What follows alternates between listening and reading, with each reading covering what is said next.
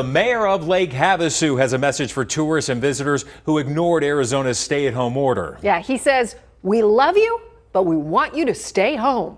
Our chief investigative reporter, Morgan Lowe, is joining us now. And Morgan, you've been looking into what can realistically be done to keep the visitors away.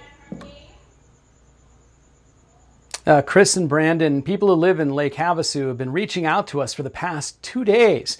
They're concerned that all these out-of-town visitors are going to bring with them the coronavirus. And the city mayor says he's worried about the same thing.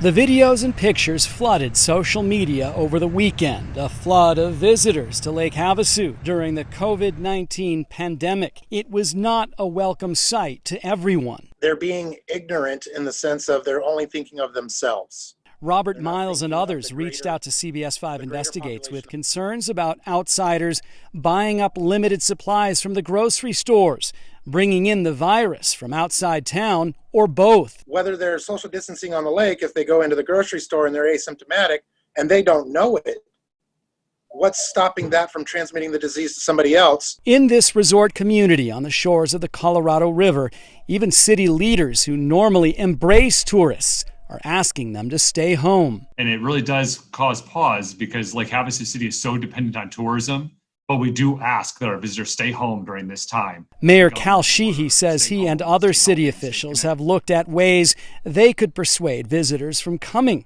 But it isn't as simple as just closing the river. Lake Havasu is a federal waterway, and we don't have the authority to close the federal waterway. But again, we can urge our visitors to stay home and do the right thing.